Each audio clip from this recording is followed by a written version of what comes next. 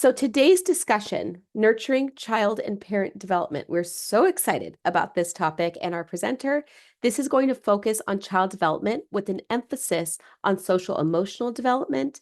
We're super excited to bring this presenter who, let me give you just tip of the iceberg bio. Okay, I could do a 2-hour presentation on who is Dr. Pradeep Gadwani, but instead I'll give you the highlights here.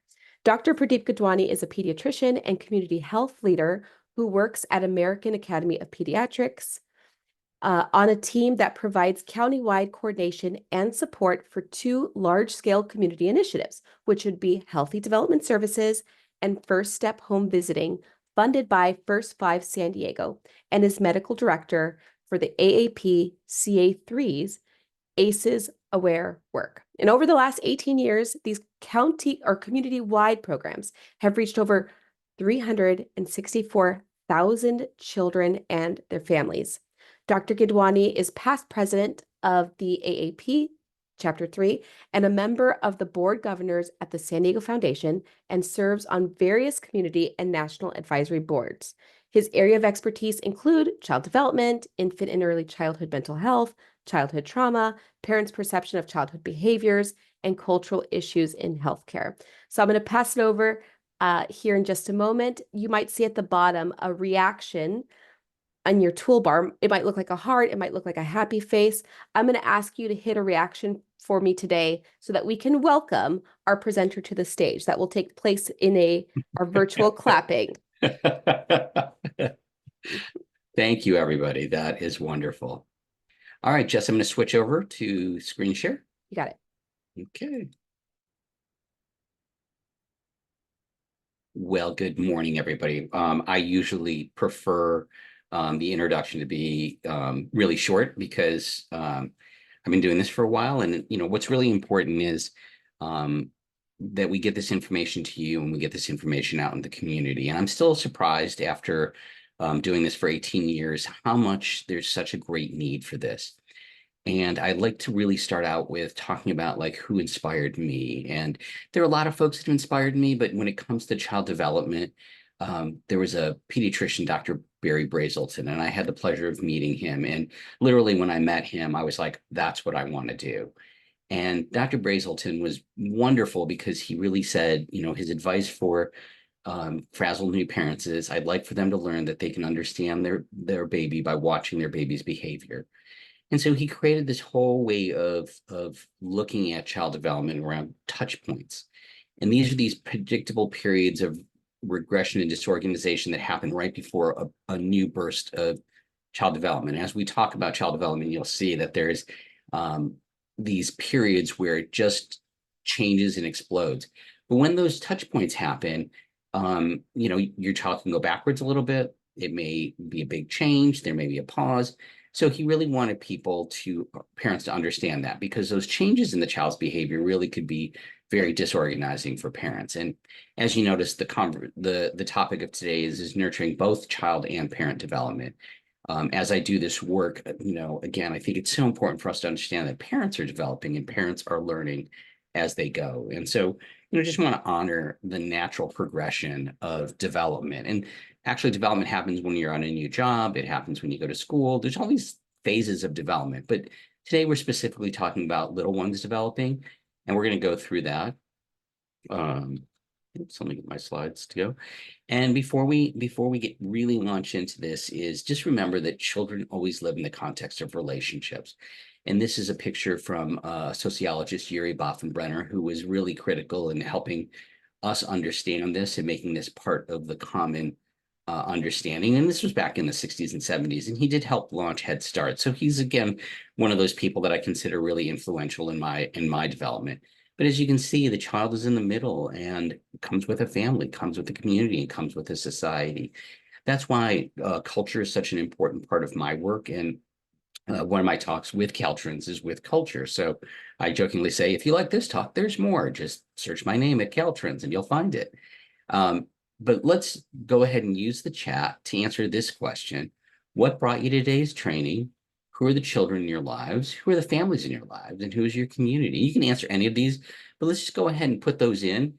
And as you do that, I'm going to keep going, but I want you to have a chance to really frame today's conversation with holding either your children in mind, your family's kids in mind, and really, be able to really be thinking about an individual child and family that you're going to bring this to. And again, so many of you do such great work in a variety of ways, and we know the Caltrans audience is quite diverse. And so we really hope that this really has enriches your day-to-day work. So, there's a wonderful resource called the Center for the Developing Child at Harvard, and they bring together a lot of big thinkers. And you can see the number 2 up on the top. So that's on your participant guide in the work, and that's the workbook page, number 2. And it really says, if we really want to achieve breakthrough outcomes for children, then we need to transform the lives of the parents that take care of them. And so this is a really important piece to understand that, yes, we want the best for children, and that means we want the best for families and parents, because those are the people who make the child's life what it is. And that foundational work in the first couple of years of life is so important. And I am going to do another pitch for Caltrans. This is what's known as the Protective Factors Framework, and it comes from the Center for the Study of Social Policy, and it's strengthening families. And it's such a beautiful framework.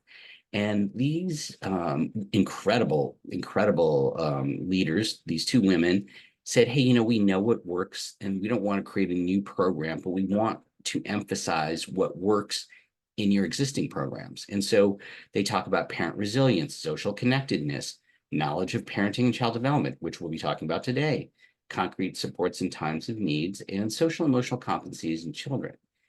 Again, this is another kind of pitch for Caltrans that, as just mentioned, every month they highlight one of these. And it really is an important piece, because the Strengthening Families framework is layered with great questions for families that are really, again, there's evidence that show that this is what helps.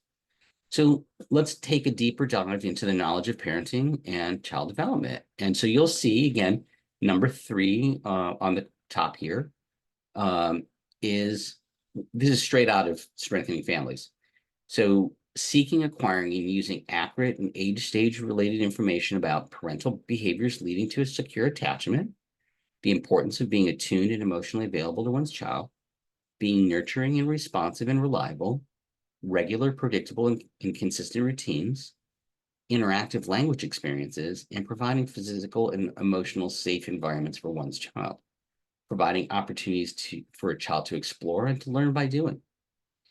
This next one, appropriate developmental expectations, is very critical, because we do know that child abuse, one of the significant contributions to child abuse is when parents do not have realistic expectations of their child's development.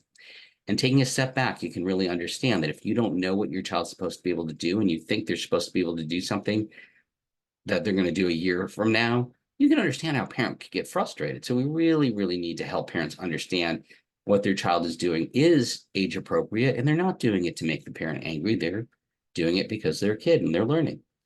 And that gets us into the idea of positive discipline techniques. And again, discipline comes from the word disciple, which means to be a student of. And so if we think of our roles as parents is to teach children the way to be in this world, that's the important part. And then each child is individual, and we really need to recognize and attend to those special needs.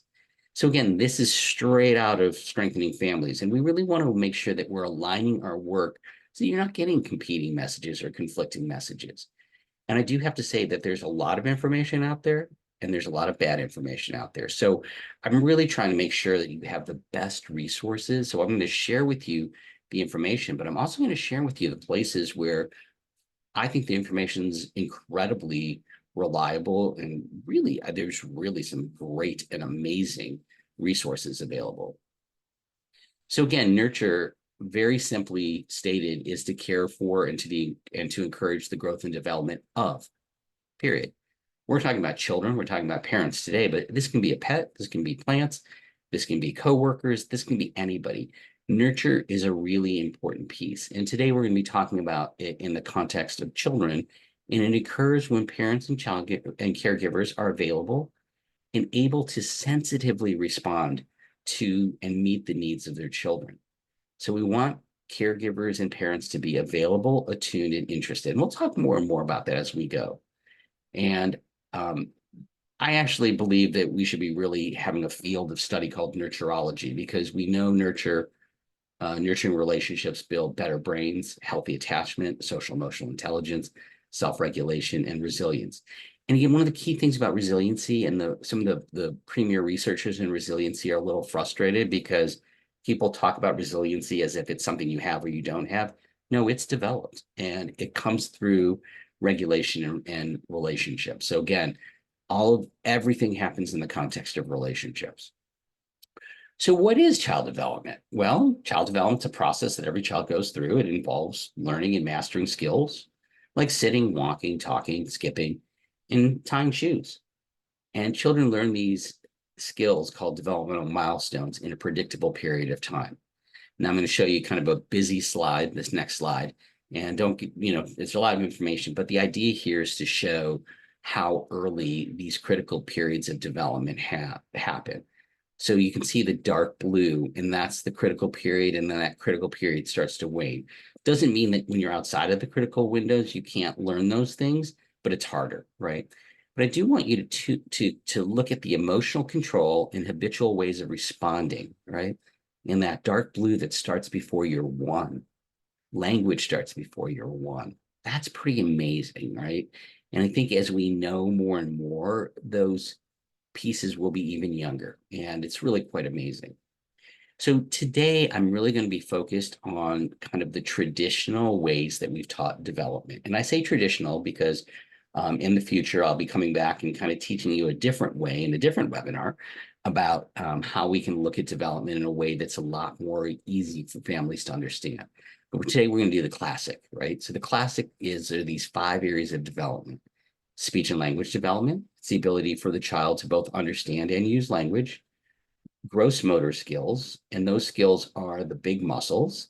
And then there's fine motor skills, and these are the smaller muscles, specifically the hands and feet, but fine motor also includes things like eating and swallowing and things like that. Cognitive development, it's the ability to learn and to solve problems. And then social emotional development, and this is the child's ability to interact with others, help themselves, and have self-control. And we'll be talking about all of these.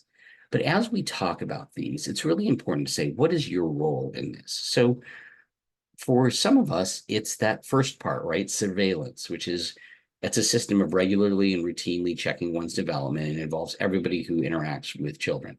And as I mentioned, I'm going to make sure that you have great tools, and the tools that I would recommend, the tools that I go to. I'm going to share those with you today. Then screening is using a more standardized way to identify kids who need more help or closer observation, and connecting parents to the resources. So again, the second level, it's a little deeper level, is screening. And then when we screen kids and they seem like they need something, then we do an evaluation or assessment. And that's when a child requires help. And it's really identifying the needs and creating a plan for the family. And when we say family, it's everybody who's involved with the child. It's not just, mom and dad do this. Really, we should, when the child's a little bit behind in their development, we need to make sure that everybody in that child's world knows how to help and support and allow the child to catch up and live to their fullest potential. That's really the goal of all of our work, is how do we help children reach their fullest potential? So why do we screen? Well, the interesting part about screening is it catches problems earlier. And as you saw in the critical window slide, that means we can make a bigger difference with less work. It allows for early treatment. It's effective and efficient. Those critical periods that I showed you are incredible, explosive periods of growth. In those early years, particularly toddler years, the growth in the brain is spectacular. Likewise, teenagers have an incredible amount of growth in their brains, and we respond to them. We probably need to respond to them in a more supportive way, like we do toddlers. And most children who benefit from early intervention aren't getting there until they're in school. So that was one of the issues with COVID. We weren't seeing kids, and so things were being missed. So unfortunately, developmental delays and learning issues and social emotional problems affect 1 out of 6 kids. And so we're talking about a large number of kids. So that's about 16%. And this is data from the CDC. Interestingly enough, if you actually add at risk, then we get to more like 24 to 25% of kids are at risk for a developmental concern. This is why, as many times as Caltrans will invite me, I will come back and talk about this. Childhood development is just so critical and important. And the problem is even in California, only 50% of kids are getting regularly screened. And there's a variety of factors that are there, but I've been working on this my entire, like the last almost 2 decades, and we're getting a little bit better, but not great. And unfortunately, it's not distributed equally. Our kids that are on Medi-Cal are getting screened less often, 25%. So this is something that we really need to do. And, with my audiences, I always like to speak from the heart and what's important from the heart, but there's also hard numbers that back this up, right? So early treatment leads to increases in high school graduation, the ability to hold a job, to live independently. It decreases teen pregnancy, it decreases delinquency and violent crime. So the efforts that we put in comes back and can save quite a bit of money, right, for society. I think that's important, but for me, it's really about human potential. And the earlier that we can intervene in the way that we support families and children really can have a profound impact on kids and families living to their full potential. And that's what drives me. So as I mentioned earlier, there's developmental milestones. And so that's a skill that a child acquires in a specific time frame. And the milestones actually happen in a sequential fashion. So one happens after another and it's very predictable. Each milestone builds on the last one. And because children usually acquire these milestones during a specific frame or window, we can predict when most kids will learn different skills. And that's, again, going back to one of my heroes, Barry Brazelton. He was huge in helping us understand that and talk about that. So how do we look at these milestones? Well, here's one of those great resources. I pulled the webpage and have some links there for you for healthychildren.org. And these are in English and in Spanish. And, this is the ages and stages of your child. And, then there's the age specific pieces. And it's really great resources. And I can vouch for this. This is my professional organization. And I actually know the person who runs this website. She's a pediatrician. And she's just really wonderful. A colleague that I worked with here and had moved, but she's wonderful. And, all of this information is incredibly high quality. Likewise, our colleagues at the CDC have a program called Know the Signs. And this is to track your child's milestones from 2 months to 5 years. They have these easy to use checklists. I'll show you one in a second.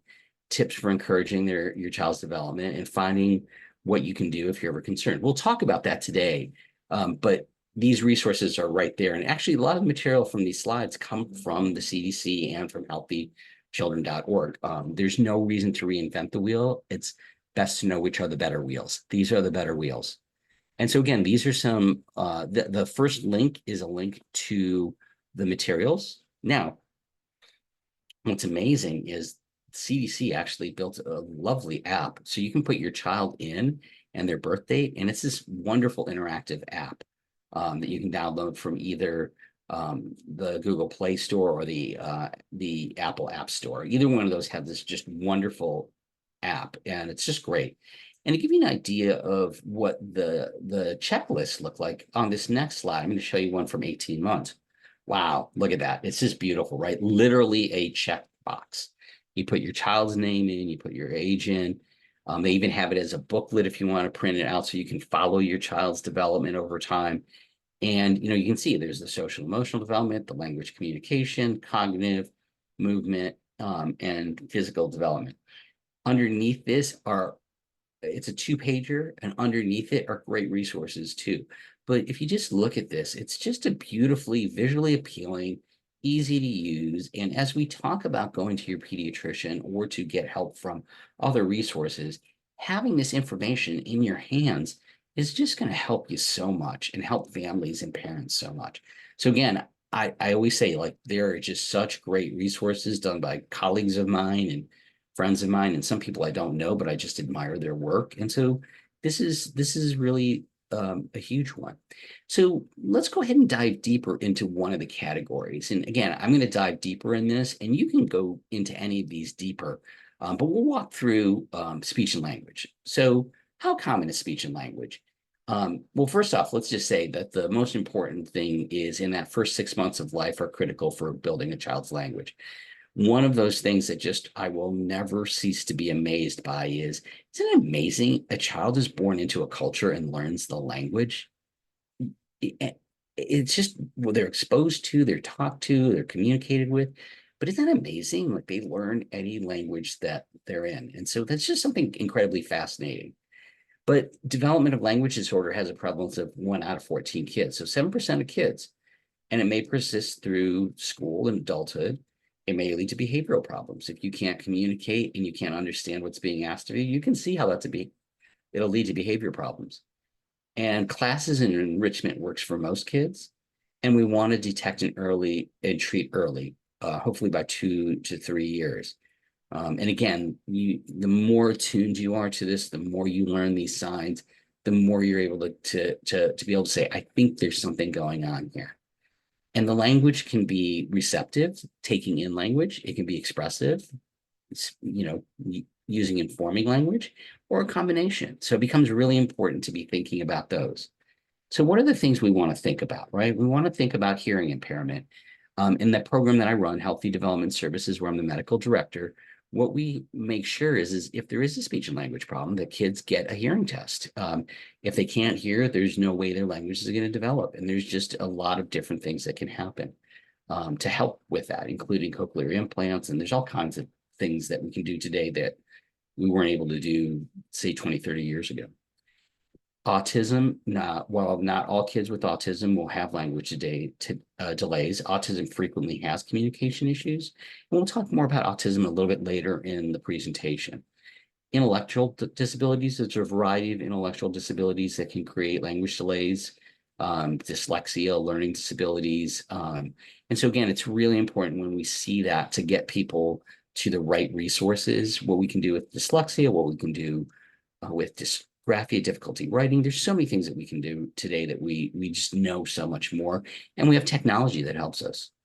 And then there are also things like psychosocial issues. So severe neglect can really lead to problems with language development. So again, there's so much that goes into a child's development, and all of these things are so important and critical. And again, that the neglect piece talks about the child's environment. So let's talk about those milestones. Like I said, we're going to go deep into speech and language, and you can go deep into any other areas, but like this is what we want people to know. Like in the old days, before there were apps and before these beautiful checklists, pediatricians would have to kind of memorize these things, and developmental folks would memorize these things. And we kind of held that knowledge. We're just so happy to share that knowledge and to have all of you looking at these things in a, just in a wonderful sequential order and being able to look at all this. So what do we see with speech and language? At 6 months to a year, they respond to their own name. They use a wide variety of sounds like baba, mama, da, da. They shake their head no. They can understand a simple word or command. Um, by 1 year to 18 months, they're using simple words. They'll ask for food and drink with a word. They'll point to desired objects. They'll point to correct picture when you say, show me the doggy. So, again, they're starting to really learn. And by 18 months to 2 years, they can follow simple directions. They use at least, about 10 words. They can follow a two-part direction. They use a two-part sentence, very simple two-part sentence. And they enjoy songs and singing. And by 2 to 3, they're starting to use 2 to 3 word sentences. They talk clearly about 50% of the time by 2, 75% by 3. They understand prepositions in, under, besides. They use pronouns, not always correctly, but they use them. I, he, she, you. So they're starting to use those things, right? So why do I speak about speech and language? And it's the one that I chose to highlight today. Is there's things like this. We know that in different families, there's a different amount of words being used. So the Harlem baby zones were developed, and they work with families who are low income. And it was fascinating because in this piece, when they studied families of different socioeconomic status, people and kids in families that had professional parents, they used a lot more words when the kids were little. Working class families used less, so the kids got less exposure, and kids in child welfare, just by habit, um, parents weren't using as much words. So, like in the Harlem Children's Zone, which works with low income families, they told families about this, and families' response was they were ecstatic that they could help their kids. They just didn't know. So, there's just a little bit of work of letting them know and helping them understand why, and those parents just took off with it, and now they enjoy all of that stuff. So this whole early word piece is a lot of work that we do at the American Academy of Pediatrics. We give out books. It's up through a program called Reach Out and Read. And it's not just the number of words, it's this piece of the turn taking, right? That responsiveness, right? So it's words are important, but taking turns is important. So again, these are really simple things that you can talk about with families, including something that I think is quite interesting called parentese, right? So, parents, when you hear them, they'll use this kind of speech. It's spoken directly to the kids. It's a happy sound. It's engaging. It helps kids to tune in socially to their parents and responding, even if it's babbling. And you'll see parents do that. And again, it's not like baby, it's not like talking like a baby, but it's this really kind of sing-song happy. It's full grammatical speech. It's real words. There's a little exaggeration of tone and vowels. And parent surveys that looked around it that estimated the number of words where kids where parents were coached, the kids ended up having more words. So again, this whole idea of language development and talking to families about language development is just so critical. And again, all of you have different roles, and because I've been on a roll myself, I did not check in the chat about who you're thinking about and what families you serve. But think about being able to just slide these messages in with families, asking them, oh, are you talking to your kids? Are you telling them stories?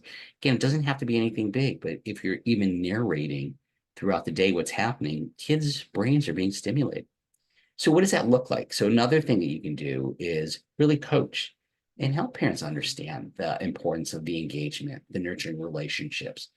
Um, and really, one of the things that's really interesting is that face to face. So even when we teach parents how to use books with little ones, we're making sure that they're not reading with the reading and they're facing their child, right? And so the child is seeing your face and learning so much. That's why screens aren't like human beings. That's why it's so important.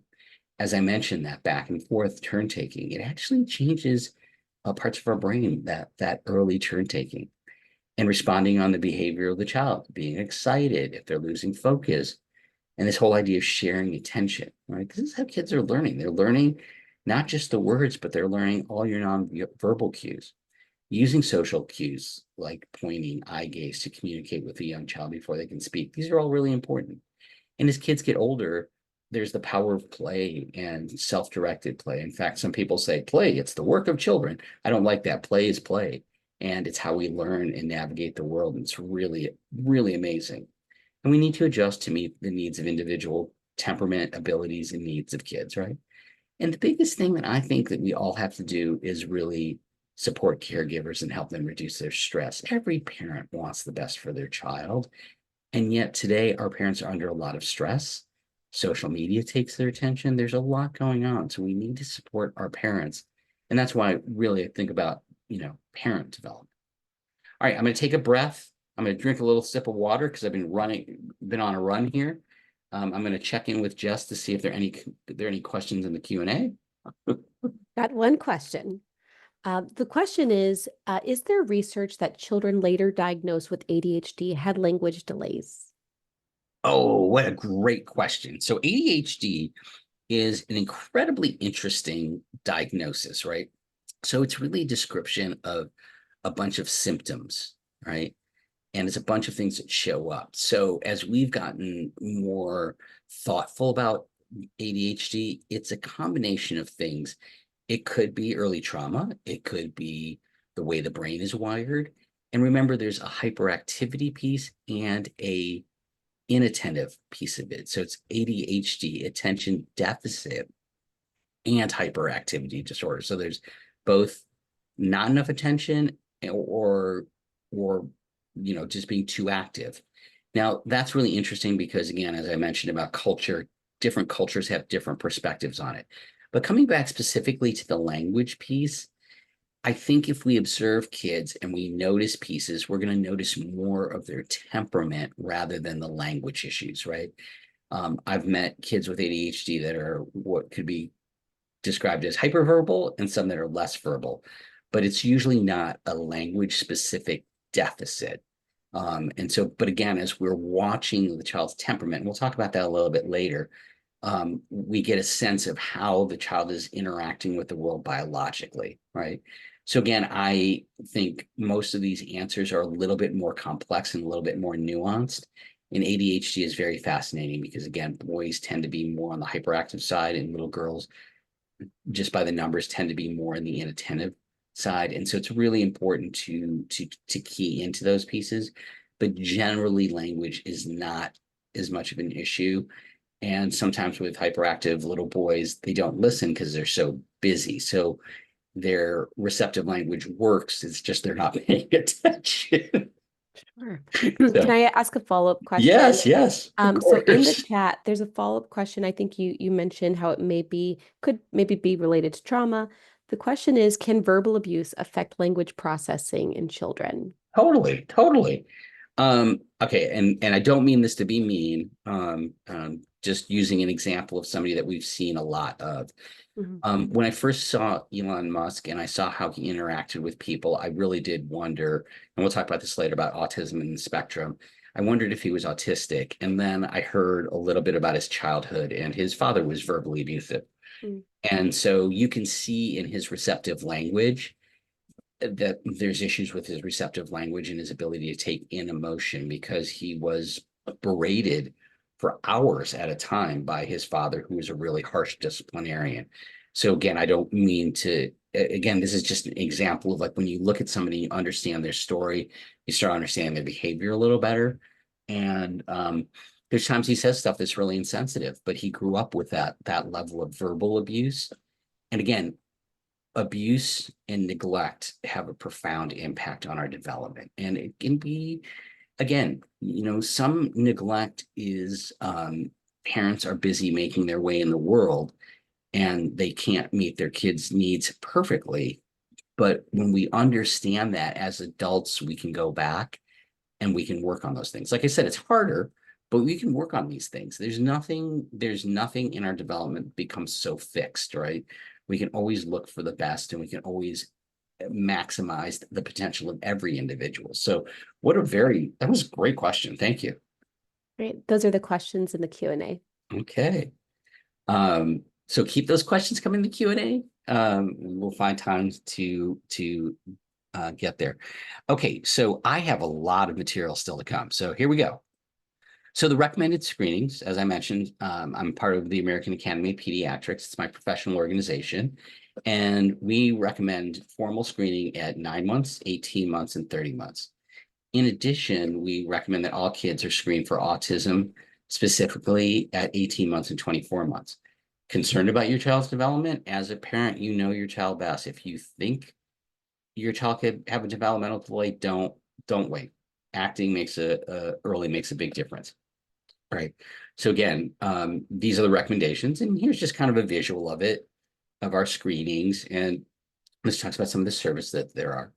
And let me give you an example of a screening tool. Let's say you've done your developmental milestones, you're concerned, you come in, and there's a number of tools that are standardized. One is called the Ages and Stages questionnaire, and there's 19 questions, airs. There are 19 different ones based on your child's age, and it's completed by parents or caregivers. And they have 30 questions in each of them, and they cover the areas of development. Now it has four. I'm sorry, covers four. Oh, there's a little mistake on the slide. I'll have to make a note on this. It looks at communication, gross motor, fine motor, problem solving, which is cognitive development, and then personal social, being able to take care of yourself. The social emotional development is a different question here. We'll talk about that in just a second. But again, it's all the domains, the reading levels, fourth to sixth grade. There are illustrations that are provided when possible, and parents can check yes, sometimes not yet. And then the program staff converts it over and helps us understand where the child is. Now, what's incredible is that the Easter Seals offers this tool, which is relatively expensive programmatically, but they are actually offering this online. So this is a great link for parents, where Easter Seals is really trying to support this. Now, as I mentioned, for the social emotional development, there's a different tool. And why? It's because, as I mentioned on the first one, on the ASQ, the questions are really about the child's self-help needs, like can they take care of themselves? Do they know her name and other names? But in contrast, the ASQ addresses a broad, more complex area, which is social emotional development. So there's things about self-regulation, compliance, social communication, adaptive function, autonomy, affect, interaction with other people. So it is more complex. Now on the social emotional screener, the ASQ SE2, because it's a second version, they are questionnaires at 2 months, 6 months, 12 months, 18 months. And you can see the ages up to 60 months, right? So again, 30 items, there's a raw score that's cut off. This one's a little more complicated to score, but again, on that one, it's again tailored for the fourth to fifth grade reading level, illustrations, and the staff has to convert the scores. And in this one, there are ones when the kid's behavior is just kind of off the chart, and we use that as a let's get to help right away. So one of the things with all this stuff is these issues around development, particularly social emotional development, can be very sensitive for families. Families can sometimes feel very judged, and it's really important that we approach them with, helping them really understand where they are and their readiness to hear and act on the information. Some of our families, it really takes time. It takes 2 to 3 months till they're ready. What's their emotional state? What's their education level? What are their cultural beliefs? What are their family resources? And what's their ability to use the systems? And I have to say the systems can be very complicated. So in our program, Healthy Development Services, we have a huge emphasis on supporting families and engaging families and helping families stay engaged. Because like I mentioned, there's a lot of stress on families, and keeping them engaged is really important. So what happens if you're concerned as a parent or if you're advising parents? Well, you want to go to your doctor's office and you want to schedule an appointment, and specifically to discuss the developmental concerns. So you'll see this, there's all this information, schedule the appointment, discuss the concern. But when you call your office, say, I'd like to make an appointment to see the doctor because I'm concerned about my child's development. It's really important that you ask. Then write down your concerns ahead of time. That's why I love these checklists and pieces, is it's really concrete and right in front of you. And, before you go, write down your concerns, talk about symptoms or behaviors that worry about you, also what questions you have. And having the list in your hand at the time of the office visit helps you stay organized. I am a doctor with a master's in public health. I do this when I go to my doctor. I write down my concerns, and I am very, very specific about it because I will forget. I will listen to what they're saying and I will forget. I'm like, oh, shoot. And then I get home. Then I have to send them a text, and they may answer them or not answer these new systems, right? So it's really important. But again, be specific about your concerns. Ask for clarification if you don't understand something. My brother, one time, I was explaining something to him, and he looked at me, he goes, could you possibly do that in English? And I go, what do you mean? He goes, you're speaking doctor talk, and I don't understand what you're saying. And that was during my first year of training, and it was very humbling. But also one of the greatest lessons I've ever had in my life is if I have information and you don't understand what I'm saying, it's not really helpful. Also, ask about next steps. Be prepared for additional appointments and testing, and then you follow through on the recommendations. This is, an important piece. So Jess is back with a question before I go into what other resources there are.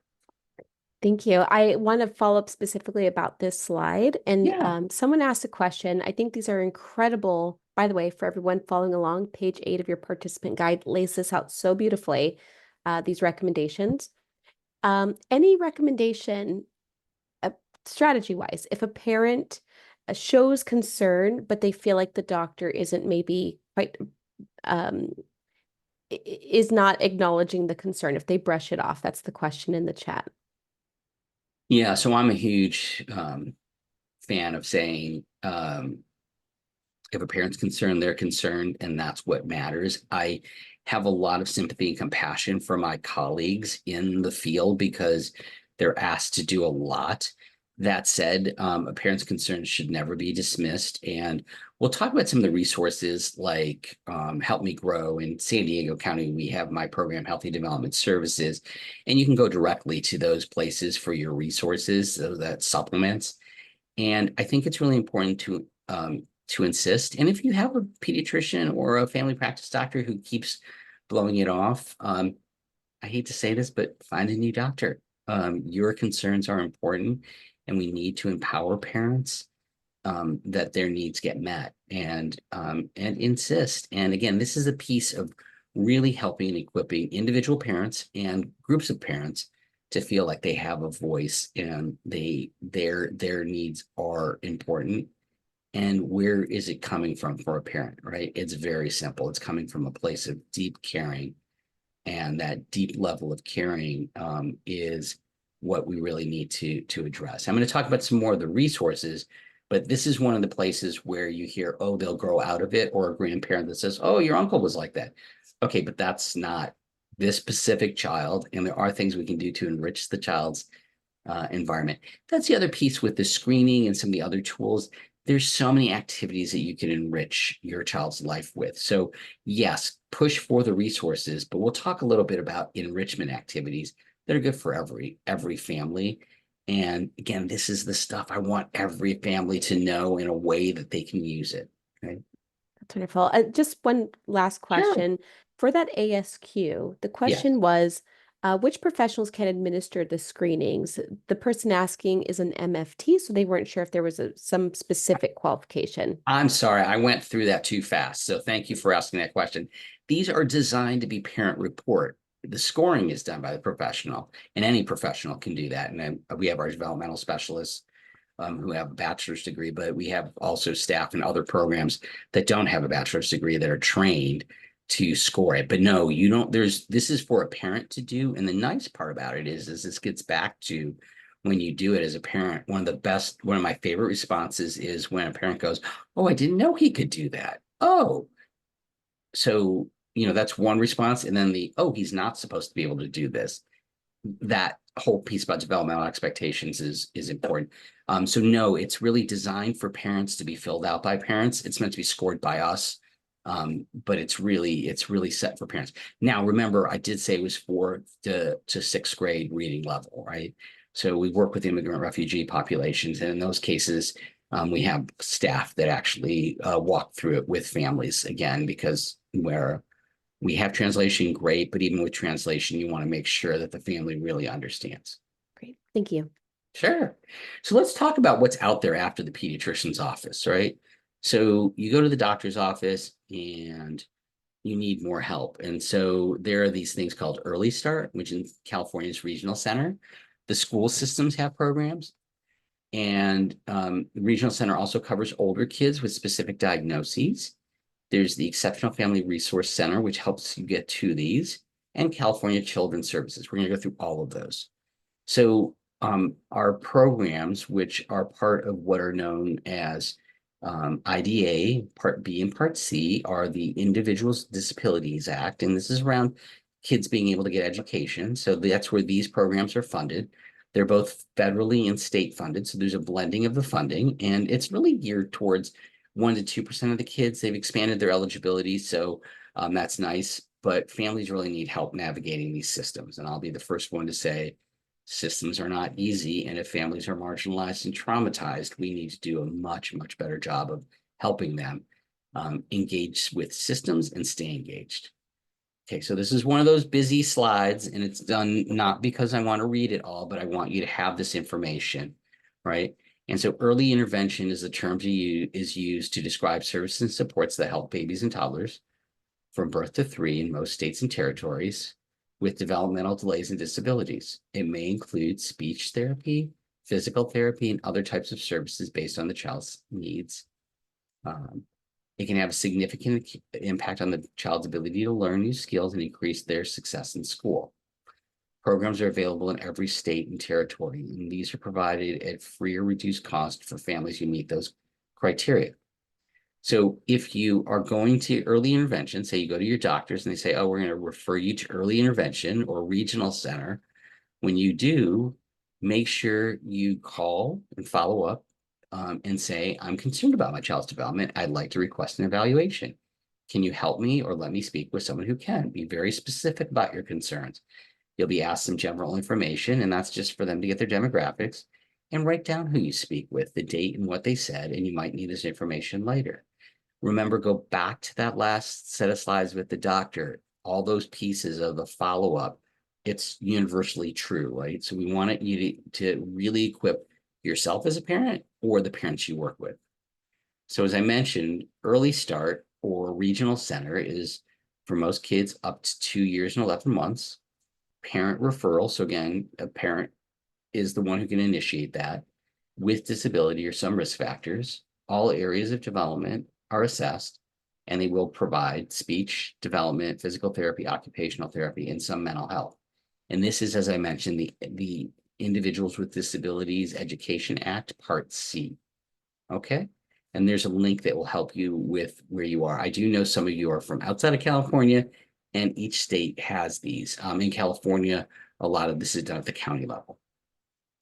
The school districts, they take all ages. They treat kids who are deaf and blind under 3 years. That falls under their piece. Otherwise, it's 3 to 5 years with parent referral, and you must have more than one area of disability, and there's a level of disability required, and they'll only assess the area that you suspect. So when you call in or when a parent calls in, they need to say to the school system, I would like my child assessed in this area, in this area, in this area. This is where working with a really good pediatrician or a pediatrician's office, sometimes it's a referral coordinator, can really help with what's the right language that you can use. And again, the CDC site has good references. There's some other great resources.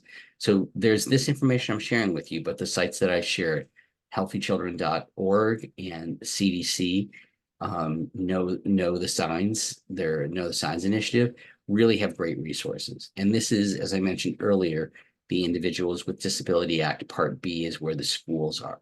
And again, you're going to see very similar. When you talk to your school, say, I'm concerned about my child's development. I'd like to talk about having my child evaluate. Can you help me, or can you let me speak with someone who can? Share those specific concerns. Again, going back to those tips, those sheets, and things like the ASQ, just as specific as you can be, it's going to help you.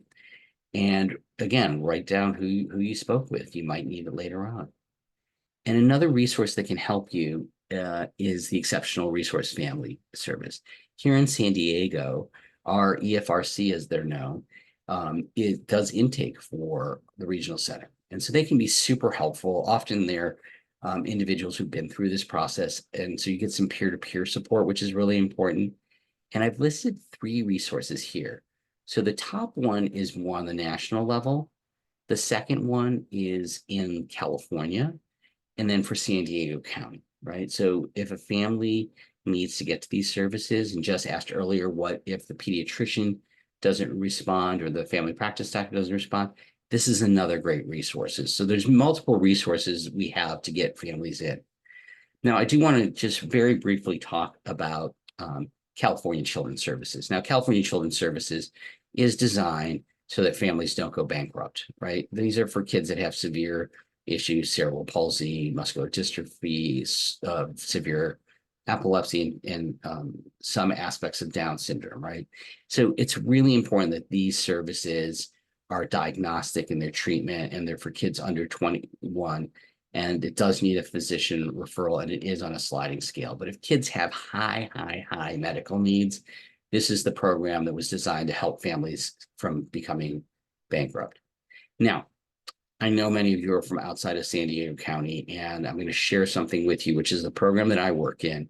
And this is something I would like for all programs, I would like for all communities around the world, and particularly all through California and all through the United States. But one of the issues that we run into is the funding issue. We are funded through what's known as First Five, which is a tobacco tax that's earmarked for kids who are 0 to 5 for services. So these services are the services that I think every family deserves. So for those of you who don't have it, we'll talk a little bit about some other resources. Help Me Grow. But in San Diego County, we have a system that treats kids with mild to moderate concerns. And we created 3 levels of treatment on both sides. And in between is the care coordination, which really is the glue. And it's really built on the child's need, the family's need, and who can provide the services. So we've expanded who we can reach. And when I say treatment, the treatment for all of this stuff is helping parents understand what they can do in their day-to-day routines to help their child's development. So things like talking in the car, singing in the car, narrating what's going on, helps with speech and language. But on things like physical development, we show parents what you can do to support your kids. We show them what activities they can do to encourage their children's growth. We're very proud of this work, but as I mentioned, there are resources in other, when those resources aren't there, we can go to resources online to help parents understand. So in California and around the country, there are things called, there's a program called Help Me Grow. And Help Me Grow is in many of our counties here in in California, but they're also in a lot of states. It actually comes out of the state of Connecticut. A wonderful pediatrician, Paul Dworkin, set this up, and they create a network of local partners to help with developmental monitoring and early intervention. They educate and they train local medical providers around best practices, as well as early care and education. They provide tools and resources to support it. They collect data about that. So again, if the pediatrician isn't responding and you live in San Diego County, come to my program, Healthy Development Services. If you're in other places, Help Me Grow does some really great work of connecting families. Also, 211 is another resource. But while you wait, unfortunately, families may have to wait weeks, sometimes months before they're able to get an appointment and see a specialist. It can be frustrating for parents who want an answer and want help. If you find yourself in this situation, there's some simple things you can do today and every day to help your child's development. Show parents, support parents in their role as caretakers. Remind them that it's hard work and that they're doing their best. Show them examples of how to create secure attachments and healthy emotional environments. We'll talk a little bit more as we get into that. Foster play as an opportunity to learn and grow. Use screen as an educational tool to show parents how important they are in a child's development, and help parents put developmental activities in their daily routines. That is in those documents from the CDC. But if you look at the ASQ and you put ASQ this age activity sheet, they show up on the internet now. So there are great resources that are there. And one last slide before we take a break. The things that I really want people to do is, as to avoid, is don't compare it to other kids and other siblings. Don't blame. Parents are all doing their best. Many cultures blame mothers in particular for their child's development. It's just not productive. Don't give labels. I have a lot of school teacher friends who say, "Oh, that kid's so ADHD." Really, it could be some other things. So don't label kids, and don't assume treatment's too expensive. And also, don't wait and see if the child outgrows the problem. Even if the child is just a little behind or maybe not behind, you can still enrich their lives and enrich their development. Jess, how long are we taking a break? Let's see. We are at the top of the hour. I think we could break for, how do you feel about 5 minutes? Perfect. You usually do something kind of cool for this, right? I do. I have a little timer I'm going to play for y'all. And so Okay. we'll say be back here at 10:05. Okay, we'll see you then. See you in just a few moments.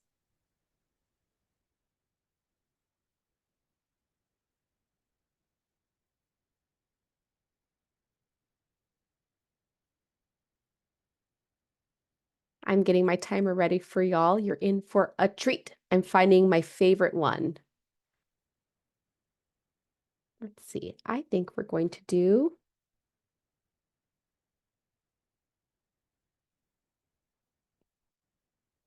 a summertime timer, y'all. It'll play in just a moment.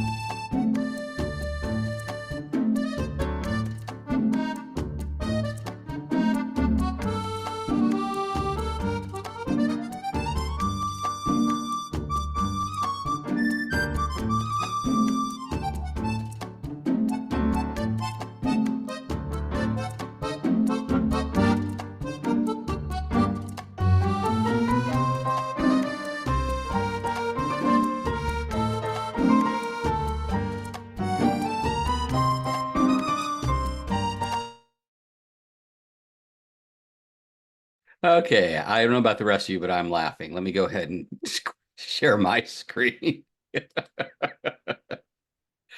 I do know there's some questions in the chat, and some of those will probably, if we don't get a chance to answer, I can do some follow-ups on as well. So let me dive into social emotional development, and you'll see that again on your participants guide. Again, there's a lot of words here, and I tend to nowadays just do slides with pictures, but this presentation is really different in that there's a lot of information that we need to cover. And so I'm going to go ahead and cover a lot of that information. And again, on some follow-ups, we'll do some Q&A, but some of the questions will just, I'll see how else we can follow up on. Okay, so social emotional development. This includes a child's experience and expression and management of emotions and the ability to establish positive and rewarding relationships. And it really does include the ability to identify and understand one's own feelings. And again, I don't think this is just something we do in childhood. It's something we need to continue to learn as adults, to accurately read and comprehend the emotional states of others, to manage strong emotions and their expressions in a constructive manner, to regulate our own behavior, and to develop empathy for others, and to establish and maintain relationships. Now, I find this fascinating because there's kind of this backlash against teaching kids social emotional stuff at school.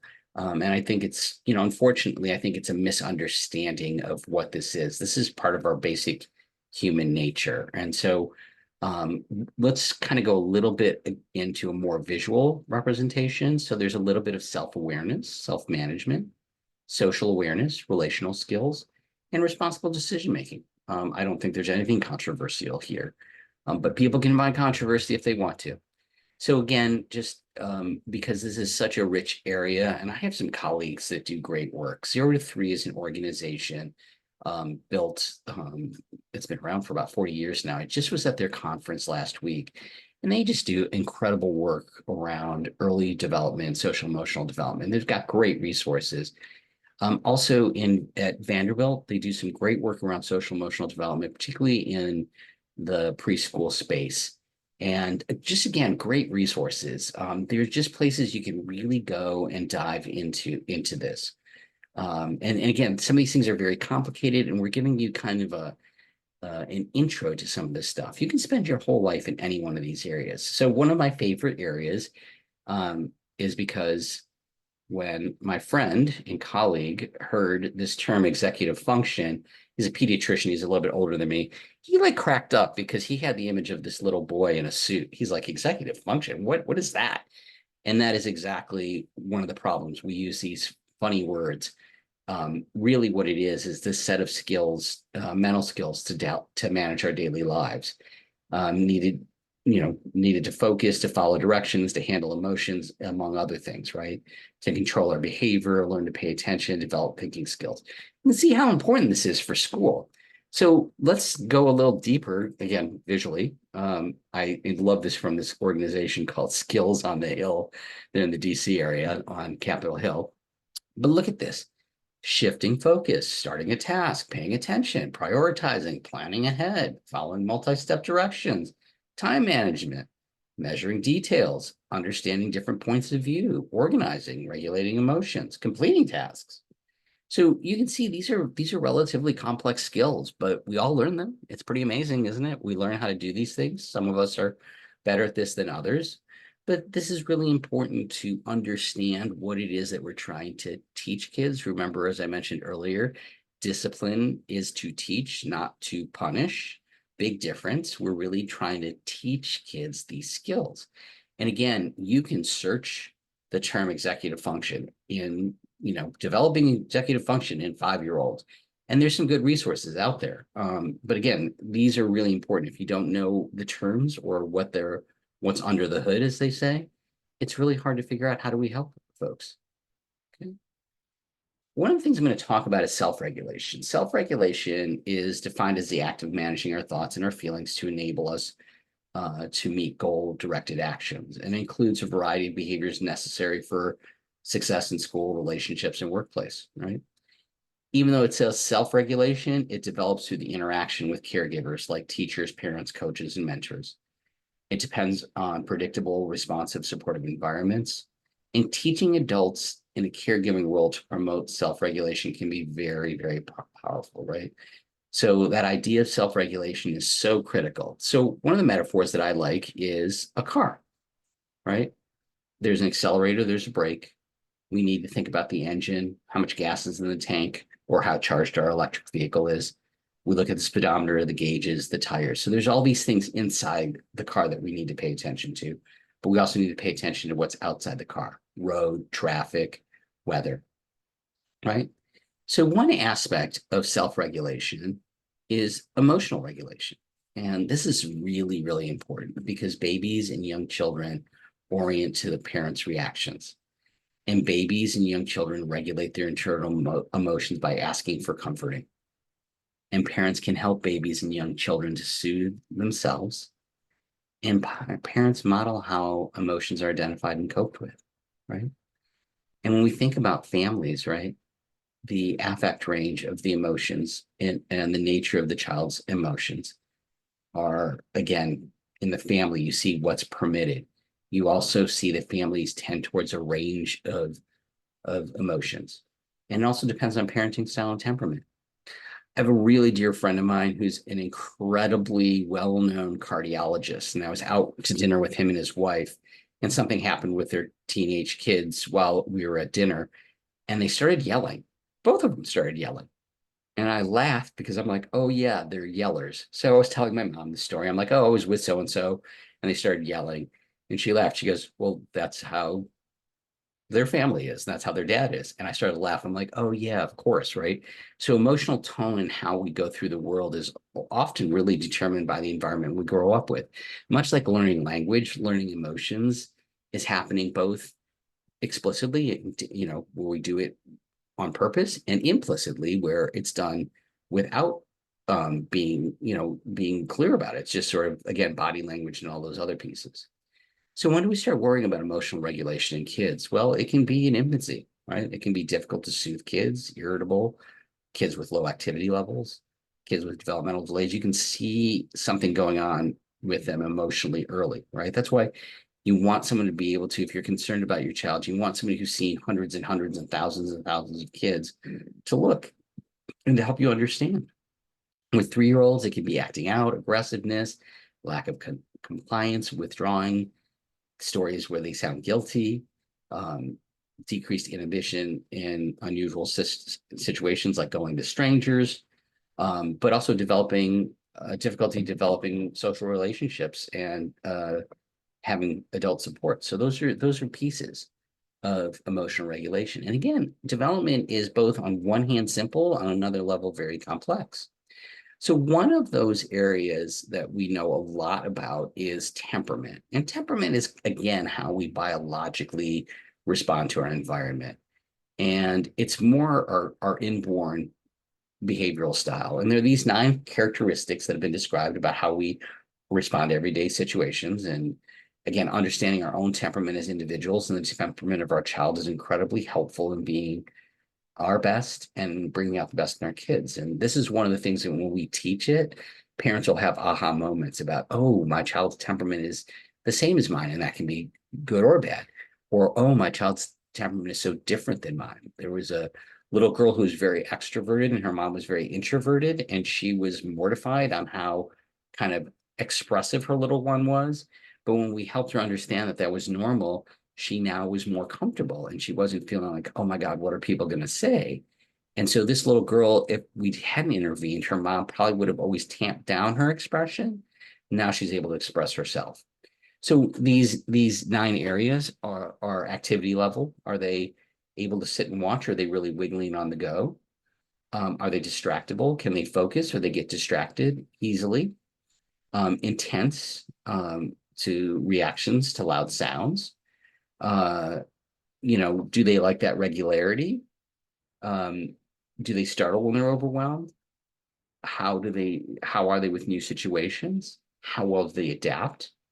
And persistence in mood. These are things that show up really, really early. Um, you know, um, I have to work at my persistence. My brother, on the other hand, will never let go. He will just keep going until he gets it done. So it's really interesting to see how those temperaments are different in 2 kids from the same parents. So what are those social skills that we should be looking for? So again, remember going back to the idea of milestones and surveillance, all of us should be looking for this. Under 6 months, is there a social smile? Can they distinguish their mom from others? Do they smile, coo, or pat their own image in a mirror? Um, at 6 months, do they reach for familiar people? Do they play social games like peekaboo or patty cake? Do they push away unwanted things? Do they drop requested items into the asker's hand? At 1 year to 6 months, give kisses and hugs, hug a doll, stuffed animal, say hi. Again, this is more at the 18-month.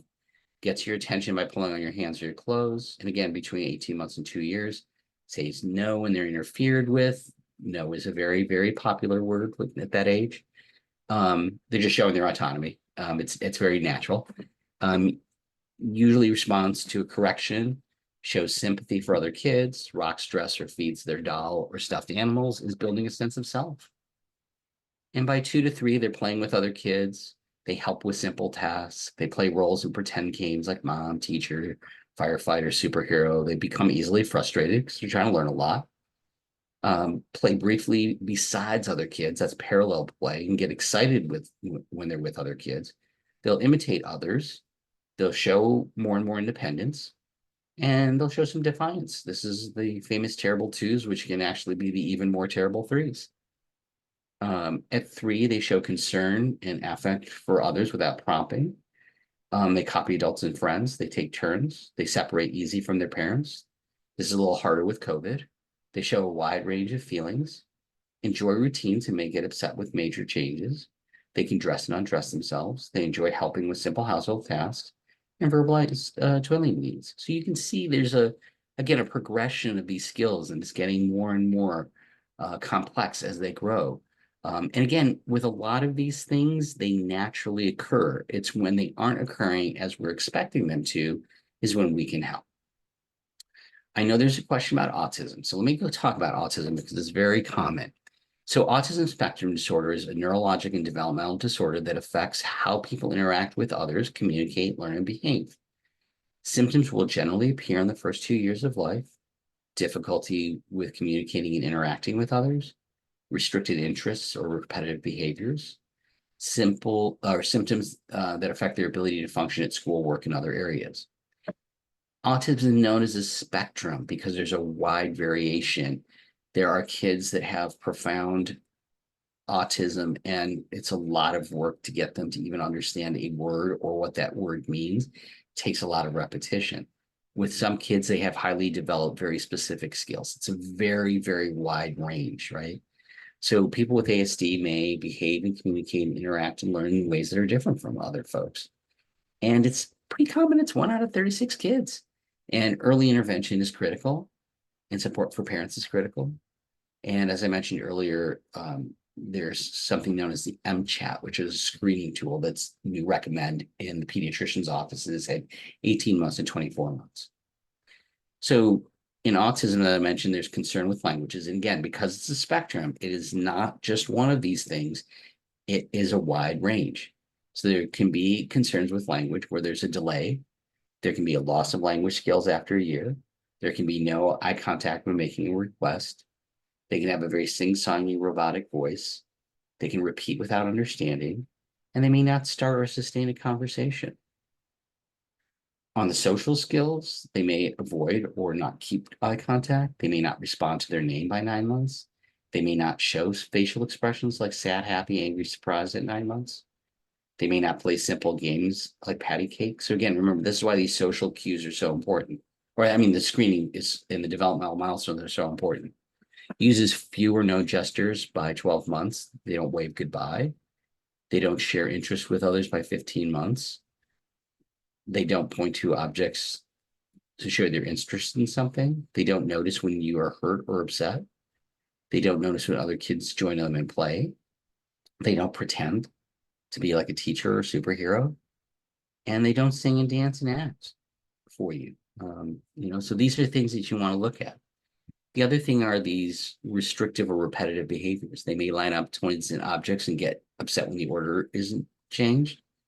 They may repeat words or phrases over and over. They may play with toys in the same way every time.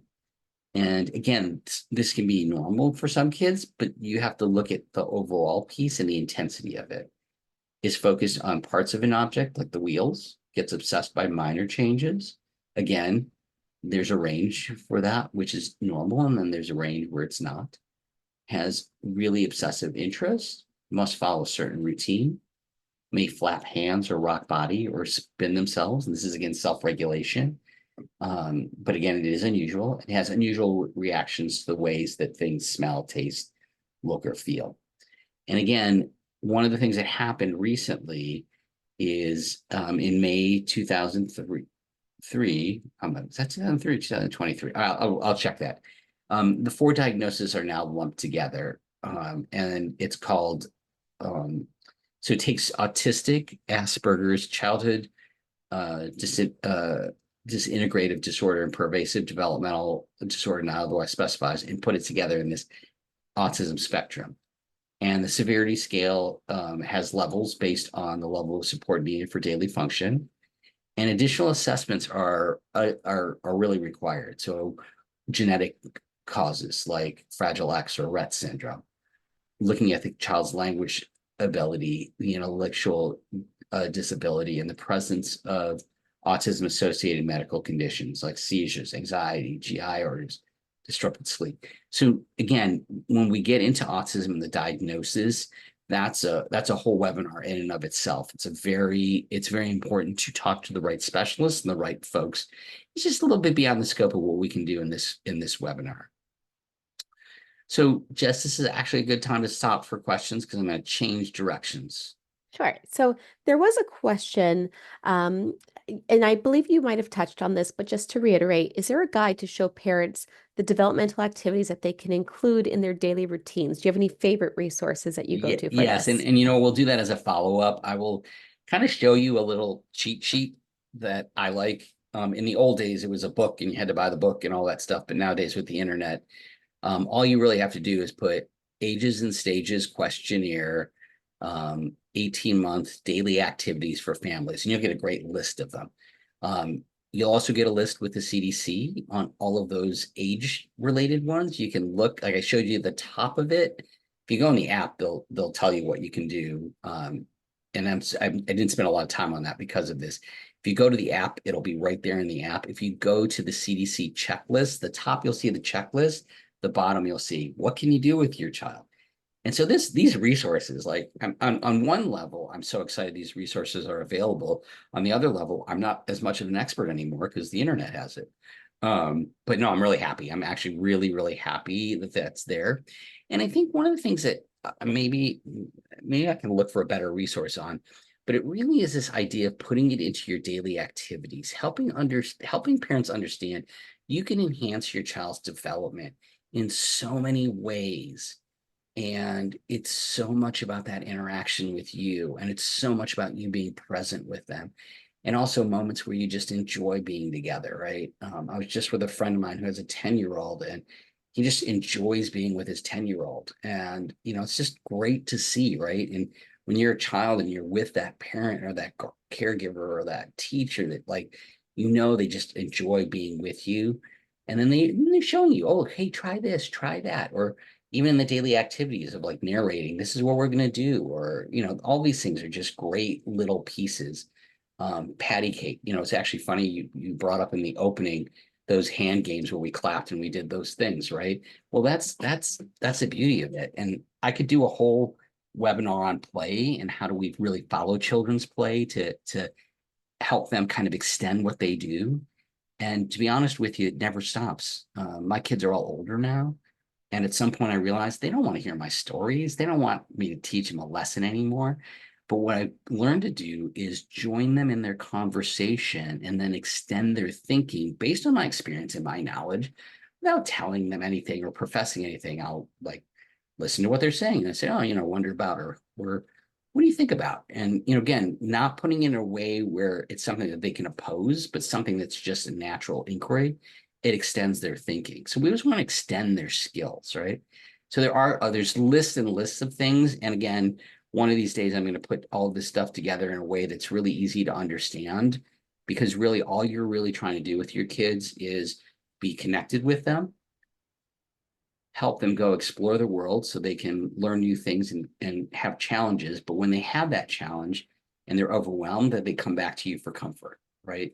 Those are the key pieces. That's the key process that we really want families to learn and understand. And so the specifics are important and there are tasks that are there and we can match that stuff up. But really, it's the heart of it is staying connected, which is a great segue for our next slide if there's no other questions. Just one quick Okay. question, if you don't Yeah, mind. sure. And this is more just something that somebody noted and just curious about. Autism numbers seem higher to them than they were when they were a child. Yeah. Is it possible that it's just something that's always been there? They're just now noticing. Is there any information about whether it's increasing? So great question, because it is one of the great questions Mhm. in the field, right?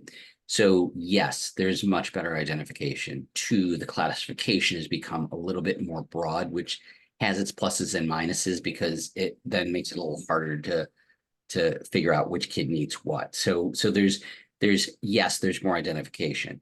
Two, there probably is something going on that is creating more kids with autism, and whether it's exposure to toxins, whether it's um, viral, whether the actual root cause of it, we do not know. Mm. So again, we're looking at the behaviors. Now, some of these kids with autism have certain gifts too, right? So it's not, again, it's just so complex and it's not a one size fits all. I think the important part is every parent wants the best for their child. Nobody thinks, oh, hey, I'm going to have a kid with autism. So we need to be really thoughtful and understanding in our support of families, not only with autism, but for everything, right? But with autism, we need a higher level of support for families, a higher level of understanding, and a higher level of services. And so, again, with a lot of these things, we're describing the behaviors and we don't always know the cause. I have always been a little suspicious myself, and this is not backed up by research, but I think the use of pesticides and I think exposures to things like that may have an impact on kids that have a biological predisposition to it. So there's differences in our biology and there's differences in our environments, and there's maybe something in that interaction that does that. So I can't give you like the definitive piece, but we are better at diagnosing it and we are better at treating it. And it is a puzzle. And I hope one day we figure out the puzzle. But no matter what, these kids and these families are here, and we need to make sure that they are supported and included and cared for. Awesome. Thank you so much. Yeah. And every once in a while, I sound like I should be running for office and really making sure that we put the money where it really should be, which comes to our next slide, right? Our next slide is, oops, let me get it. When we are in distress, we all need somebody to respond to us. It's just human nature. And I love these pictures because you see this dad, you see these moms, you see these little ones, you see these toddlers. In the middle, you see this little girl and she's reaching for somebody. So you know she's well attached because she's reaching for somebody. And, it's interesting, right? Because we talk about stress, and stress is needed, right? Remember, I was talking about challenges. We need challenges to grow. And that's a stress that happens, and it's a positive stress. But when the stress becomes overwhelming, we might get into a fight or flight response, which is in that middle section here. And then we might get into this idea of freeze, right? And freeze is when we stop, which makes sense.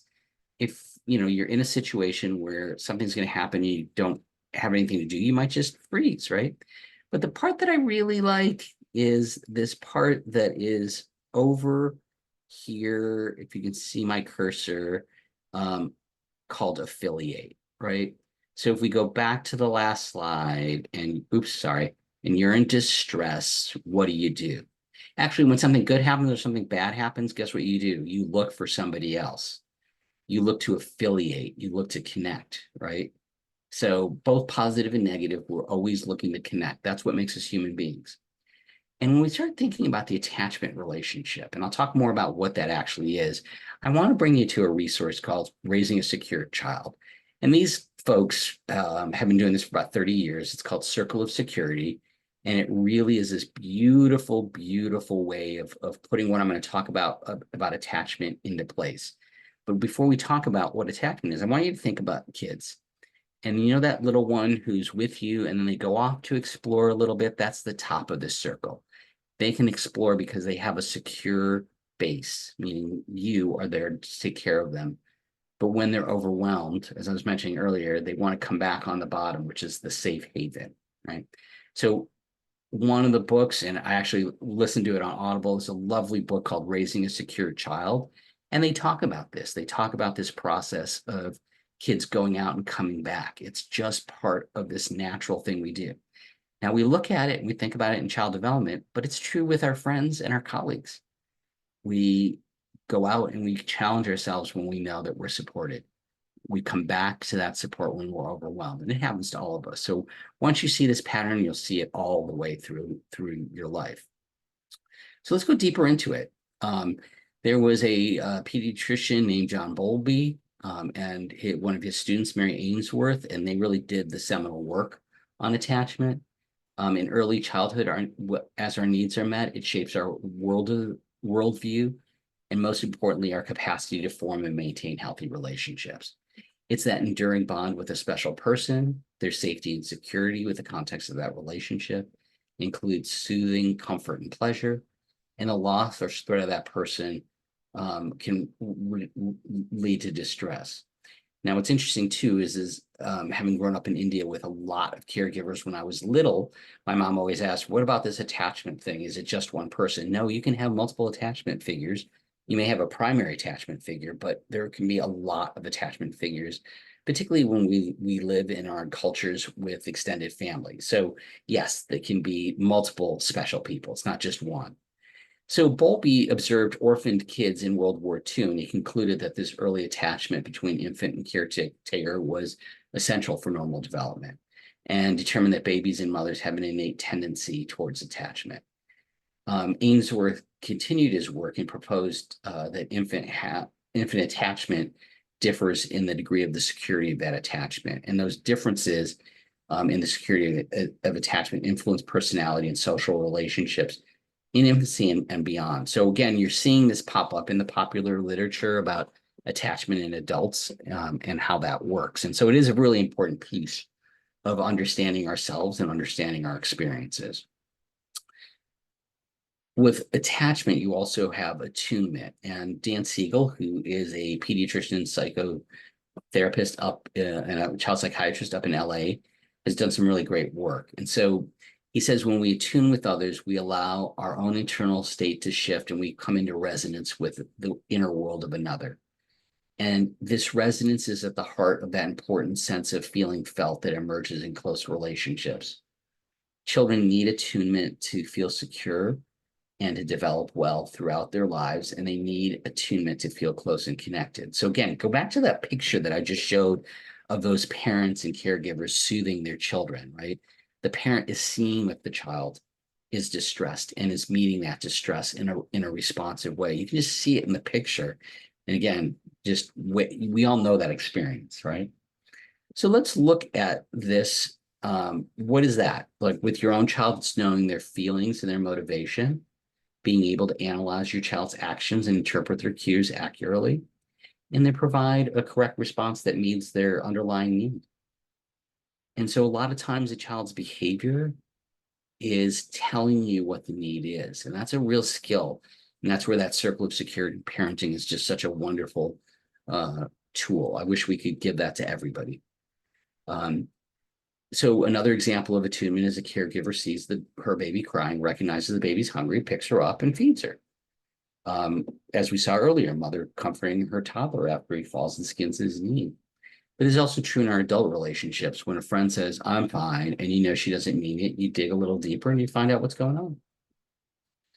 So again, this piece of attachment and attunement, this is stuff that I think about as in parent development, right? Like you don't know this stuff as a parent. Who tells you these things? Well, we will. We will share with you these great resources and these great ways of being able to see. We don't need to bury parents with information. We need to help parents develop the skills that help their kids' skills develop. So I can't talk about this area without talking about one of my favorite pediatricians, Donald Winnicott. He is amazing. He brought out this concept of rupture and repair, right? So I'm attuned to my child, but I'm not attuned to my child all the time, right? The ruptures are inevitable and actually is important for positive growth, right? So when we become aware of our rupture, we repair it by reconnecting, being empathetic, warm, loving, accepting, and curious, right? So sure, we can't stay completely connected to our kids. And Winnicott talked about good enough parenting.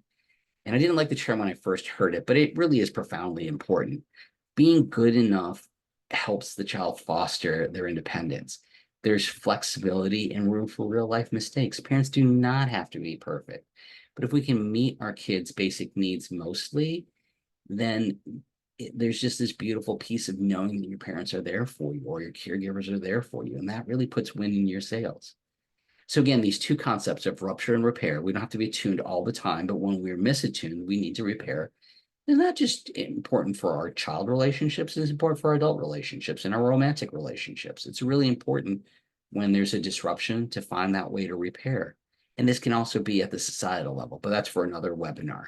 But again, it's really important. This is a very key and fundamental part of our human nature. So let's dive into with repair. It's really part of this process connecting back to our earlier in the talk about regulation, right? So co-regulation models self-regulation, right? So using our voice, our movement, our affect, and our gestures Parents and primary caregivers help infants and young children know they're felt with and attuned to, right? So you have to first make sure your child knows you're there for them. Helping babies and children become calmer and regulated at times of distress and when they're struggling with strong feelings. Babies and children start to internalize and start building their their their strategies for self-regulation and self-soothing in their brains and in their minds, right? Again, a very complex process, but you can see it makes sense, right? You can see when your child's disrupted or your coworker's dysregulated or not feeling good, you want to be there. So how do you do that? Well, co-regulation, it's defined as that warm, responsive interaction that provides support, coaching, and modeling for children and coworkers that they need to understand, express, and modulate their thoughts, feelings, and behaviors.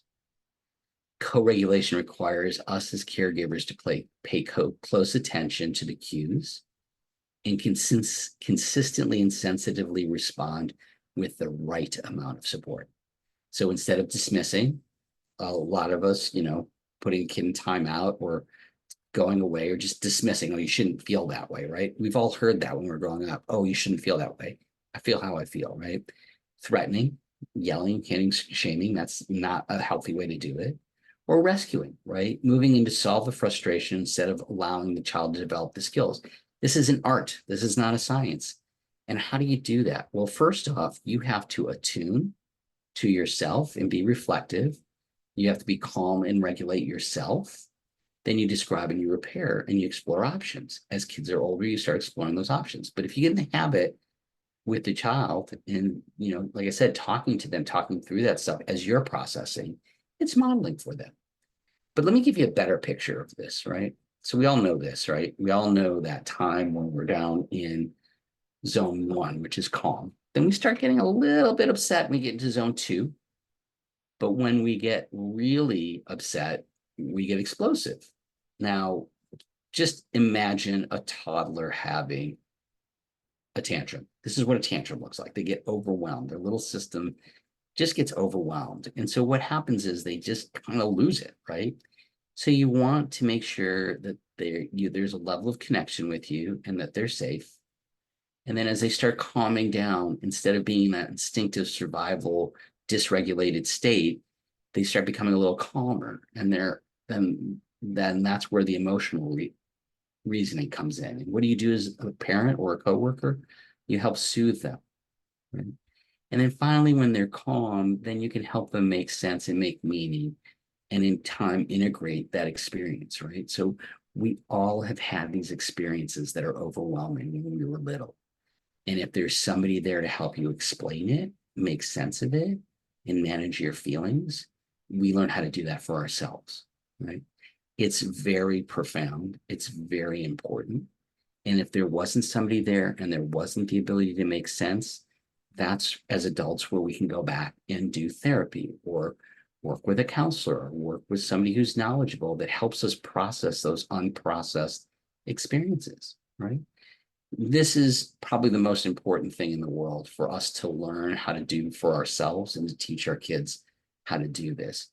And it's normal, it's natural. And I remember my mom, who's an incredibly intelligent woman, incredibly accomplished woman, when she had her first grandchild and grandchild had a meltdown, she started to reason with her because she's a person who thinks well when the kid was melting down, when my little niece was melting down. And I said, Mom, just wait, just let her know that you're here. And I said, now that she's getting a little calmer, now you can just help her, soothe her, and help her feel calm. And I said, but all your instructions that you're doing when she's elevated, she's not hearing you. So wait until that comes down. And then later on, because she's a very intelligent woman, she asked me, she goes, so what's going on? So I explained it to her. And I said, and I explained receptors and this and that. And I went into a very, very long discussion, which she labels dissertation number 2. She goes, you should teach this to the world. So again, it's kind of an interesting thing that as educated as you are and experienced as you are, if you don't see this and you don't know about it, what are your chances of teaching it and to yourself or to your kids? But let's go through another example of that, right? So here's little Katie. She starts screaming. She hangs onto her mom while she's simultaneously pushing her away. And her mom's really just wonderful. She's learned that when Katie's upset, she wants to be close, but she doesn't want to be held. Her mom moves away a bit, sits on a step, and suggests a calming strategy. And she'd count and blow on your fingers. And she said, I'm here for you when you're ready. And Katie continues to cry for a few minutes later, and we've all seen that. That little cute little thing that they do. But she's getting calmer and she starts to count. And as she's counting, the mom listens to her. Her voice is getting calmer, and then she gets to 30 and she blows out the candle. And then her mom sees that, she's calmer and she says, oh, would you like a hug? And of course, at this point, Katie crawls right into her mom's lap, right? That's a beautiful example of co-regulation and managing a child's distress in a way that a child is going to feel like they've been seen, heard, and felt, right? And so what becomes interesting, right, is that next piece of creating a coherent narrative, making sense, right? We're going to make sense. So we use language to weave together thoughts, feelings, sensations, and actions as a means of organizing our internal and external worlds. It's the connection of the past, the present to create an autobiographical sense of self-awareness, right? And it provides the developing brain with a fundamental means of integrating data from disparate sources. It's a way of explaining behaviors emotionally that are meaningful. It's linked by causation. It serves as a means of education and understanding change. Pretty amazing, right? So let's go back to Katie and let's remember her. Once she's calmed down, her mom can ask, Katie, do you remember when you got so upset? I wonder if that made you what made you upset. You did such a good job calming down. Do you remember what helped you feel better? It felt good to me that you hugged me when you felt better. I like feeling connected with you. I'll always try to help you when things get hard for you. So again, if you don't know these things and parents don't know this is a way to do things, what chance do they have? So this is our opportunity to help families, right? To help them understand that this is normal. This is part of the human experience. And, at some point, I'd love to write a book called Human Development Through the Lens of Child Development, sharing these ideas with adults, because we see this in ourselves and we see this in our coworkers and our colleagues, right? And again, how do we make a better world? By doing this for each other and helping our kids learn how to do this. That's the biggest thing that I could ever teach. And this is that piece of this is parent development. It's also human development. So we've got 15 minutes left, and I'm going to touch on a couple of subjects, and also if there's room for questions, and I can also share what are the things that are concerning me. So let's see how much time we have. Postpartum depression. I'm sure some of you have heard about that. This is something we can screen for, and it's really accurate in that 4 to 6 weeks after. And there's things like the Edinburgh, the PHQ-2 and Q9. These are just parent mental health questionnaires, and it does affect attachment and infant mental health, right? We see delays in development if moms are depressed because they're not interacting with their kids. We see increases in health, illnesses, and injuries in a child, and it's also been linked to later mental health and drug abuse. Now, the important part is to know that treatment is highly effective for moms, and treatment for moms can reverse developmental delays. And unfortunately, it's common and we don't talk about it enough. So when Brooke Shields wrote this book, it was really important because everyone's like, oh, aren't you happy you have a child? And, there's this joy that you're supposed to have. And actually 1 out of 8 moms do not. They have this form of depression. I, for one, think we should be supporting all moms.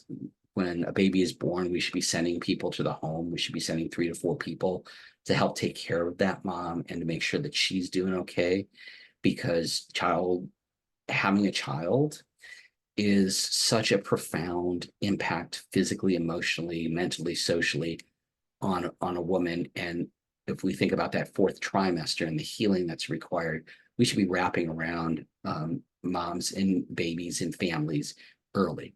Now, again, I'm talking about moms because moms do a lot of this work and they breastfeed, but fathers can get postpartum depression too. It's supposed to be 4%. I think it's higher than that. So what happens? Okay.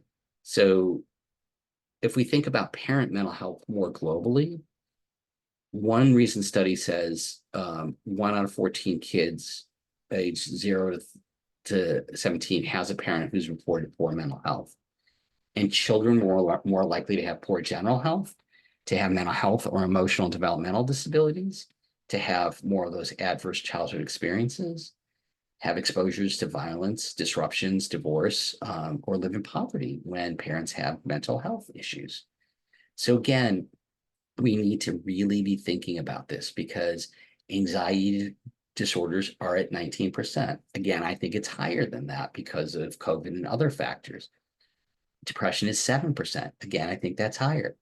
And also, post-traumatic stress syndrome is in about 4% of people.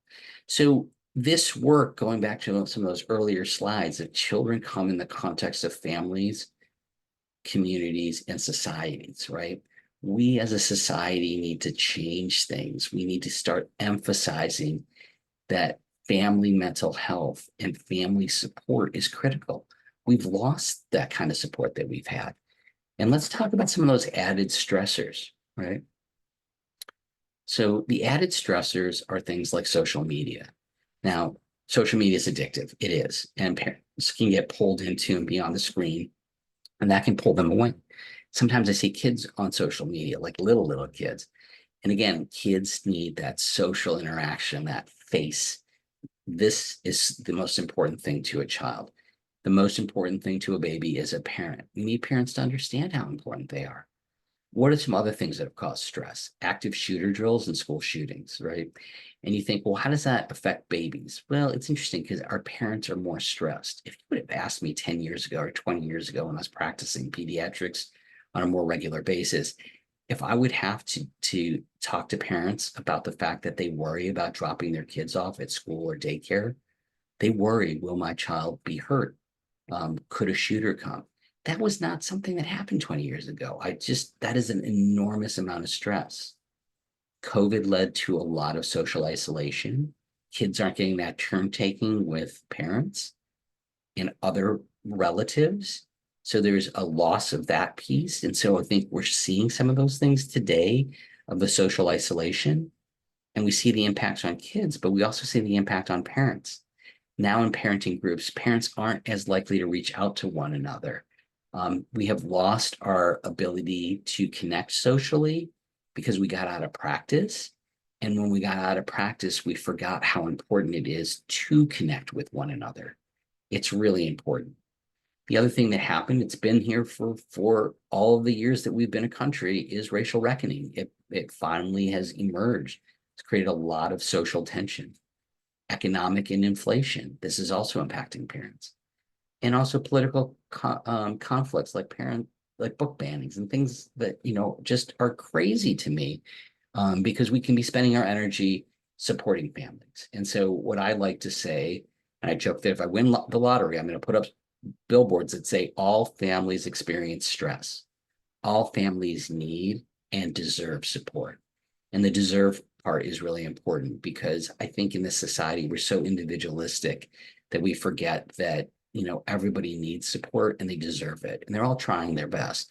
And that support may look different from family to family, but every family needs support. It doesn't matter how many resources you have, everybody needs support. And if we can open our hearts to say, hey, how can I help everybody else instead of people making more money, I think we can become a much better society. And that's kind of the promise of us that I really believe in. So let me summarize things. I've got some hidden slides in case people ask questions about certain areas.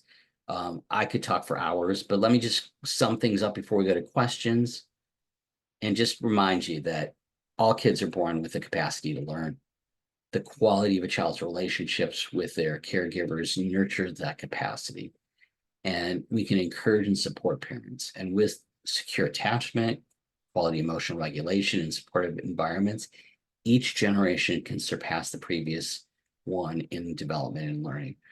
I really do believe we are becoming a better and better species. We're going through a hard time right now, and we can take this hard time and make it a way of growing, but we need to be thoughtful, intentional, and support one another. And so, Jess, I don't know if we should do questions or the thanks for joining us next slide. So I'm going to ask you to join me and I'm going to pop to the next slide and we can decide on that. Awesome. How about this? I will give folks information on the survey and certificate just in case, because I'm sure we'll be talking through questions.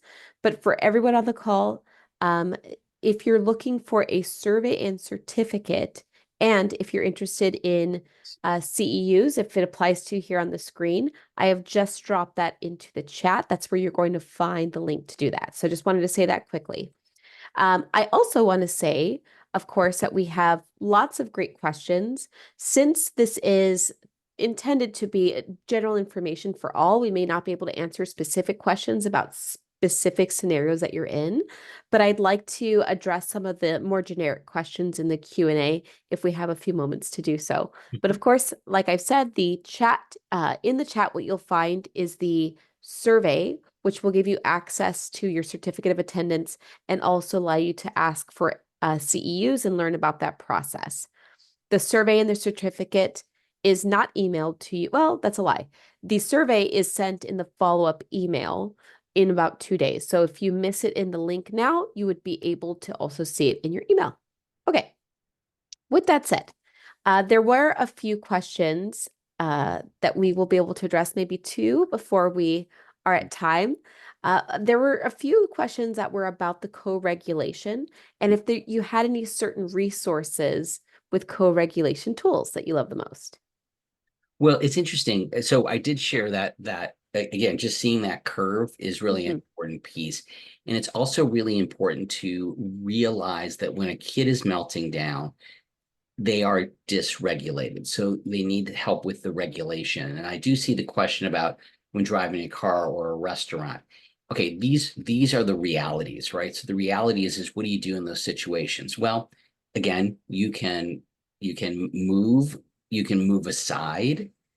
If you're in a restaurant, you can actually say to the child, come on, let's go to a place where we can calm down. So again, you see that there's a process there. Let's go to a place where we can calm down. And you might have the child being very upset when you move away, right? And Mhm. what ends up happening is over time they realize, oh shoot, I'm overwhelmed, but this person who cares and loves me will help me with that because it is an overwhelming feeling. Or like when you're driving a car, you do have to, there are times where you may have to pull off the road. Again, there's the reality of doing this, right? I'm not saying this is easy. This is not pie in the sky stuff. I have a 31-year-old, 25-year-old, and 23-year-old, and yeah, it was difficult. There were times that it was really hard. So please don't think that these are like kind of airy fairy concepts. And again, you're learning this. And one of the things that I think really helps us as parents is understanding, yeah, other people are judging me, but they don't really know what's going on, right? So if we can be more graceful and supportive for parents, yes, there are times you have to step aside. There are times you might have to get out of the situation. There are times when it's going to be very, very uncomfortable. But again, over time, they're going to start learning that they are loved and supported. And when things happen, that you're there for them.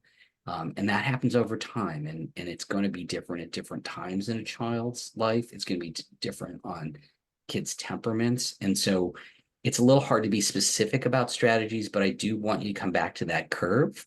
And I want you to really consider some of that thing with circle of security, because as a parent, if you start noticing the behaviors and the signs ahead of time, as well as the situations where things may be set off, you can also prepare kids, right? So this is a really rich process of learning how to do this. And so again, by no means is this easy. The first part that makes it hard is how are we feeling? Because if you're feeling dysregulated, it's really hard. I'm better with kids than I am with my dogs. I get a little bit more dysregulated with the dogs because I feel like I know kids better. And I know how to work with kids better and I have a better frame of reference, but I have to actually notice, when am I tightening up? When am I feeling judged? One of those pieces. So yes, all of it is stuff that we have to work on throughout our lives. And that's why it is parent development as well. And to give yourself space and grace of growing and getting better as a parent. And I will tell you, I made a lot of mistakes. I did a lot of things that I said, man, I wish I didn't do it that way, or I could have done that better. But I used them as learning experiences and really, learned how to get over myself and get over my self-judgment. about it. And it's hard. My middle son had a lot of very severe mental health issues. And there was times I was just like, I was, frankly embarrassed by what happened, right? But he needed my support and I had to get over it. And so, he's doing great now, but it really took a lot of work at the time. Absolutely. And you had mentioned this earlier, the good enough parenting and some of these Yes. principles that kind of roll up into protective factors. And Yes. when you share this information, a lot of what it sounds like to me is the knowing that parents have or the understanding that they have. And we know from protective factors that Mhm. this is why it's one of them, knowledge of parenting and child development, and how it helps mitigate the risks of child abuse and neglect. So I'm just so grateful for the valuable information that you've provided today. And I know that our participants appreciate it as well. So if you're on the line with me, which I know many of you are, the best way I always say is to do two things. One, those emojis, right? Because it'll help us keep the chat box clean. I love an emoji. And the second is we are going to provide in the chat a survey and certificate and CEU information link. If you click that link, it'll give you access to a brief survey and then, of course, your certificate. And if you're requesting CEUs, the information will be there in as well. I did want to make a quick plug and say, for those of you that have enjoyed this conversation as much as I have, and I know that you have, I've seen it, there are a couple different trainings that we've been so fortunate to have Dr. Gidwani facilitate for us. And those are all saved on the Caltrin website. So if you haven't been yet, it's caltrin.org. And you're not wrong. If you Google his name in Caltrin, you will find some of them like Culture of One. I know we have quite a few of these, think of them as child development type of services and replays available to you with resources. And of course, more to come. Although I mean, you said I would love to do something on play, and I went like this. I typed it into my laptop, and And I will not forget. And I do want to say I'm just now having a chance to look in chat. So there are some folks sharing resources. I don't know everything. And so I appreciate like the resources. And as I said, I've got incredible friends, colleagues, and people that I admire who've developed things. And so, any of these things that are in the chat, again, if it works, it works. If, that's what's important. I think the things that are being shared in the chat look like very high quality things. So while I don't know them, I do have a sense that many of you on the webinar know the difference between good and just weird things on TikTok. There's a lot of parental. The one thing I want to leave folks with is there's a lot of parental uh, comparison, and that's one thing that I don't. I always say to people, don't compare, don't look at what other people are doing. It's you and your kids. It's you and your kids, and do what's best for you and your kids. So I know we're at time. I would be willing to hang around for a second or two, but I do want to respect everybody's time if they need to go. Thank you. I'll stop the recording now, and then we can hang out for a few if you'd like. Let's see. Great. I'm